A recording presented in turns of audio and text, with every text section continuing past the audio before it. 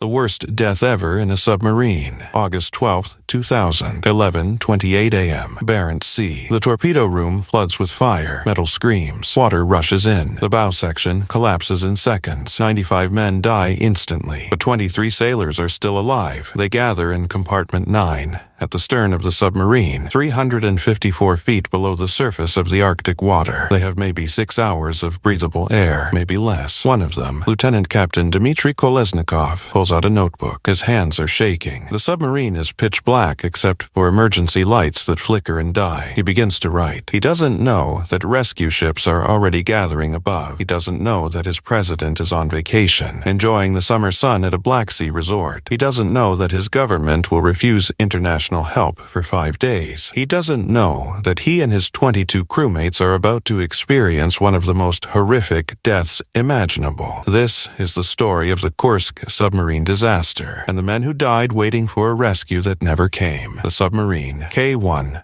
141. Kursk was a monster. 508 feet long, nearly 60 feet wide, 19,400 tons of displacement, 2 nuclear reactors providing almost 98,000 horsepower, top speed of 33 knots underwater. The Oscar II-class submarine carried 24 P-700 Granite missiles, each one 33 feet long and weighing 15,400 pounds. These weren't just missiles, they were carrier killers, designed during the Cold War to hunt down American aircraft carriers and destroy them with a single hit. The Kursk was completed in 1994, just 3 years after the collapse of the Soviet Union. It represented everything the new Russia wanted to prove about itself: power, prestige, military might. The crew had recently been recognized as the best submarine crew in the Northern Fleet. 118 men served aboard the Kursk: officers, enlisted sailors, engineers, weapons specialists. Some were veterans with decades of experience. Others were young conscripts on their first major naval exercise. They were husbands, fathers, sons, brothers. On August 10th, 2000, the Kursk left port for naval exercises. It was one of the few vessels authorized to carry a combat load at all times. The submarine was fully armed with missiles and torpedoes. The exercise simulated realistic battlefield conditions, surface ships, other submarines, the kind of coordinated naval warfare Russia hadn't practiced in over a decade. For 2 days, everything went perfectly. On the first day of the exercise, Kursk successfully launched a Granite missile armed with a dummy warhead. Then came August 12th. The morning of August 12th started like any other operational day. The Kursk prepared to fire practice torpedoes at the battlecruiser Pyotr Veliki. These practice torpedoes had no explosive warheads and were manufactured and tested at a much lower quality standard. One of those torpedoes was a Type 65-76A, a weapon so powerful it could destroy an aircraft carrier with a single hit. But there was a problem with the Type 65-76A, a design flaw so catastrophic that it should have never been approved for use. The torpedo ran on hydrogen peroxide fuel, highly concentrated hydrogen peroxide, HTP in military terminology. When HTP comes into contact with a catalyst, it rapidly expands by a factor of 5,000, generating vast quantities of steam and oxygen. This expansion is what propelled the torpedo through the water at incredible speeds. But HTP is also extraordinarily volatile. It requires perfect storage conditions, perfect handling procedures, perfect maintenance. The Soviet Union designed these torpedoes during the Cold War, when budgets were unlimited and maintenance was obsessive. But this wasn't the Soviet Union anymore. This was post-collapse Russia, a military struggling with funding, equipment falling into disrepair, training programs cut, quality control declining. Vice Admiral Valery Ryazantsev blamed the disaster on inadequate training, poor maintenance, and incomplete inspections that caused the crew to mishandle the weapon. The crew loading the torpedo that morning had never been properly trained on HTP weapons. Kursk's crew had no experience with such torpedoes and had not been trained in handling or firing them. They had a manual, but it was the wrong manual. It was for a different type of torpedo. Essential safety steps were missing. Nobody inspected their qualifications. Nobody verified their training. Nobody checked if they knew what they were doing. They didn't. 11:28 a.m. local time. There was an explosion while preparing to fire. What happened in those final seconds before the explosion will never be fully known, but the most likely scenario is this. A weld on the torpedo casing failed. A tiny crack, microscopic. HTP began to leak. It came into contact with kerosene fuel. The chemical reaction was instantaneous. The pressure produced by the expanding HTP ruptured the kerosene fuel tank in the torpedo and set off an explosion equal to 100 to 250 kilograms of TNT. The men in the torpedo room had no time to react, no time to sound an alarm, no time to seal the compartment. They were simply erased. The captain tried to surface. Emergency procedures kicked in, but the submarine was mortally wounded. 135 seconds later, a second explosion. This one was apocalyptic. A second explosion, 135 seconds after the initial event, was equivalent to 3 to 7 tons of TNT. The remaining torpedoes in the forward section detonated in a chain reaction. The massive explosion registered 4.2 on the Richter scale and was large enough to register on seismographs across northern Europe. In Norway, seismic monitoring stations recorded the blast. Scientists thought it was an earthquake or a nuclear test. One Russian account claims the 28,000-ton battlecruiser Pyotr Veliky shook from the first explosion. A ship miles away felt the submarine explode. The explosion tore open the front of the Kursk. The explosions blew a large hole in the hull and caused the first 3 compartments of the submarine to collapse. 95 men died in that instant, crushed by collapsing metal, incinerated by the fireball, drowned by the Arctic water that rushed in at crushing pressure. The Kursk sank 354 feet to the ocean floor. The bow plowed into the seabed at a 20-degree angle. The periscope was raised, frozen in position, a silent marker of the catastrophe. But in the 9th compartment, at the stern of the submarine, 23 men were still alive. Lieutenant Captain Dmitry Kolesnikov was 27 years old. He was the submarine's weapons officer, married. His wife was pregnant with their first child. He would never meet his son. When the explosions happened, Kolesnikov and 22 other sailors managed to reach the 9th compartment, the turbine room. It was one of the few sections of the submarine that remained intact. They sealed the hatches. They had survived the initial disaster, but they were trapped 354 feet underwater, in the dark, in the cold. Above them, the Russian Northern Fleet was scrambling. Ships converged on the exercise area, but there was confusion, chaos. Some officers thought the explosions were part of the exercise. Others suspected a catastrophe but didn't want to believe it. The Russian Navy failed to realize that the submarine had sunk and rescue efforts were not initiated for at least another 6 hours. It took another 5 hours for the sinking to be declared an emergency. 6 hours passed before rescue operations began. By then, Kolesnikov had already written his first note. He listed the 23 survivors, their names, their positions, the time. He was documenting their final hours with military precision, creating a record so that if they died, people would know they had survived the initial explosion. The men huddled together in the darkness. They had emergency breathing equipment, chemical oxygen generators using potassium superoxide cartridges. These devices absorbed carbon dioxide and released oxygen. They were standard emergency equipment on Russian submarines. The water was rising, cold Arctic seawater seeping through damaged seals. It was already at waist level. The air was getting thin. Carbon dioxide was building up. They needed to change the oxygen cartridge. Above the wreckage, the Russian rescue effort was a disaster within a disaster. The Russians had deep-sea rescue vehicles, submersibles designed to attach to a submarine's escape hatch and extract survivors. But the equipment was old, poorly maintained. The crews weren't properly trained. The AS-34 was repaired and was launched at 5 o'clock on Monday. At 6:50, the AS-34 located Kursk and tried but failed to attach to the aft escape trunk over Kursk's 9th compartment. Unable to create the vacuum seal necessary to attach to the escape trunk, its batteries were quickly depleted, and the crew was forced to surface. They tried again and again and again. Each attempt failed. Meanwhile, Britain and Norway offered help. They had advanced deep-sea rescue equipment, experienced divers, specialized submersibles. They could be there in 24 hours. Russia refused. President Putin, who was then on vacation at a seaside resort, refused international help and only accepted assistance from Britain and Norway 5 days after the accident. 5 days. The official reason was pride, national pride.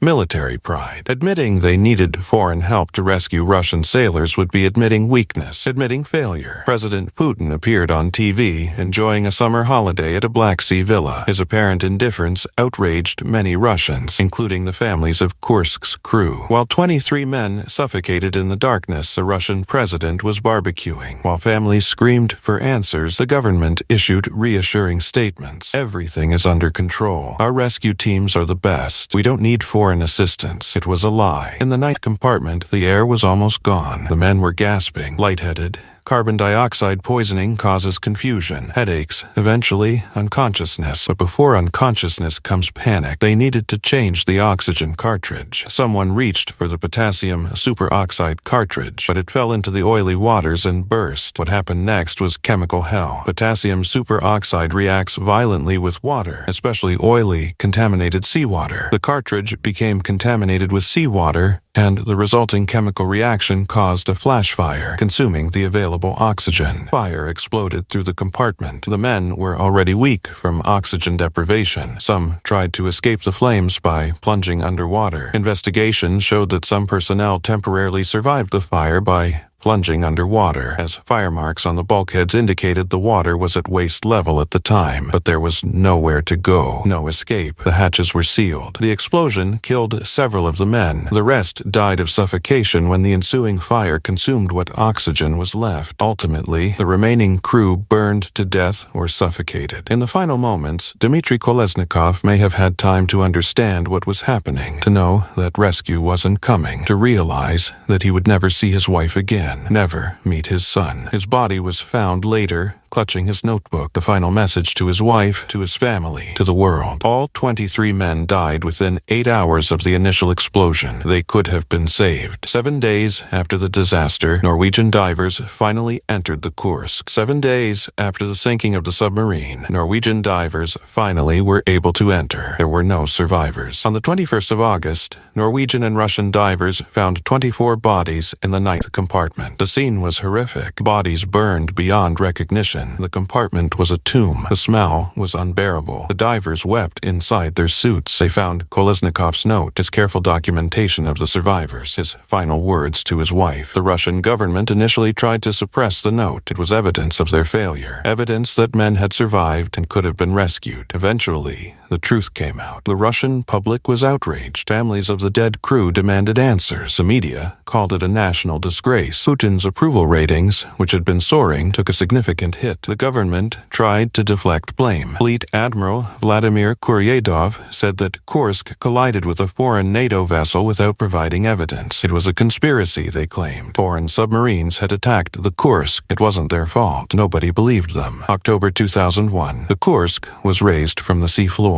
In a carefully planned 15-hour operation costing a whopping £44 million, a Dutch-led international consortium brought the Kursk to a huge barge for transporting it to a dry dock. The bow section, where the initial explosion occurred, was too damaged to salvage. It was cut off and left on the ocean floor. A steel coffin containing the remains of the men who died instantly. The rest of the submarine was brought to the surface. Investigators entered the wreckage. They documented everything: the damage, the bodies, the evidence. The official investigation concluded what many had suspected. The accident was ultimately traced to the Type 665-76A torpedo. Though the weapon is powerful enough to destroy an aircraft carrier with a single hit, the Soviet Union inexplicably designed the torpedo to run on hydrogen peroxide fuel, which is highly volatile and requires careful handling. After the Kursk disaster, the Russian Navy removed hydrogen peroxide-fueled torpedoes from service, but that didn't bring back the dead. Every family of the deceased crew got an apartment and 700 to 20,000 rubles, which is more than $20,000 in compensation. Money for lost sons, money for dead husbands, money instead of answers. The Kursk disaster remains one of the deadliest submarine accidents in history, but it wasn't the high death toll that made it so horrific. Other submarine disasters have killed more people. USS Thresher sank on April 10,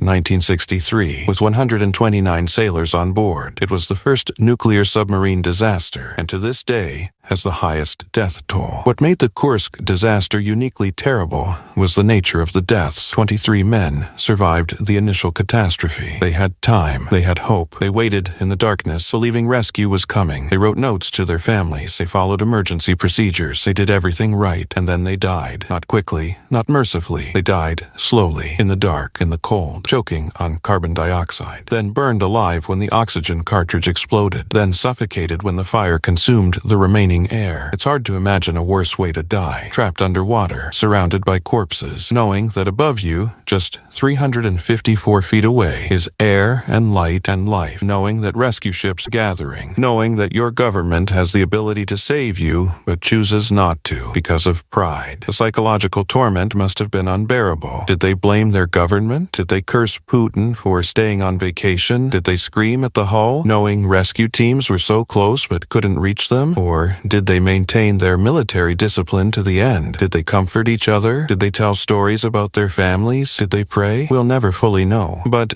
Dmitry Kolesnikov's note suggests they maintained hope until the very end. They believed they would be rescued. They believed their government would save them. The belief makes their deaths even more tragic. August 12, 2000, 11:28 a.m. Barents Sea. The torpedo room floods with fire. 2 minutes and 15 seconds later, the second explosion. 95 men die instantly. 23 men survive. For 6 to 8 hours, they cling to life in the darkness. They wait for rescue. They write final messages. They follow emergency procedures. Then, the oxygen cartridge falls into the water. The chemical reaction. The flash fire. The final moments of suffocation. All 118 men are dead by the end of the day. By 11 hours after the initial explosion, all crew members were dead, but it would take another 16 hours for the sunken submarine to be located, and more days still for the extent of the tragedy to become known. The Kursk disaster wasn't just a mechanical failure. It wasn't just bad luck. It was a failure of training, a failure of maintenance, a failure of equipment, a failure of leadership. Most of all, it was a failure of humanity. 23 men could have been saved, should have been saved. The technology existed. The expertise existed. Foreign navies were ready to help, but pride got in the way. National pride, military pride, political pride, and 23 men paid the ultimate price. Today, the Kursk sits in a naval scrapyard, dismantled, recycled, erased from physical existence, but the memory remains. The families remember. The Russian public remembers. Despite its role as a defining moment for Russia's political trajectory under Putin, the episode that marked the first major challenge of his presidency has in some ways faded from collective memory amid its continued exclusion from state TV reports and official statements. The Russian government wants people to forget. They want the Kursk to fade into history. Another tragic accident.